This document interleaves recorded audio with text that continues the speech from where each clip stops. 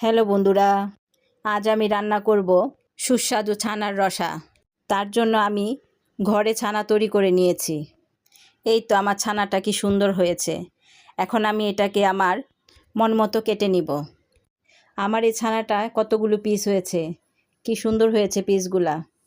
এখন আমি একটা কড়াইতে তেল গরম করে অল্প লবণ দিয়ে দিব।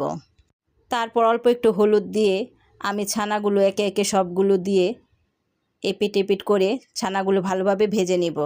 আমার কিন্তু একটা ছানাও ভাঙেনি, কি সুন্দর ভাজা হয়েছে। এখন ওই তেলে আমার কেটে রাখা আলুগুলো দিয়ে দিব। তারপর অল্প লবণ আর হলুদ দিয়ে আলুগুলোকে আমি ভেজে নিব। বেশিরভাগ সময় আমি ঘরে এইভাবে ছানা তুলি। আমার ছানা তোলাটা কিন্তু খুবই সুন্দর হয়।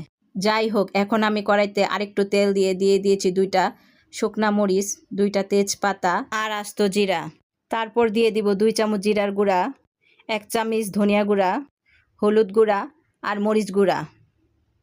এখন অল্প জল দিয়ে আমি মশলাটাকে ভালোভাবে কষিয়ে নিব।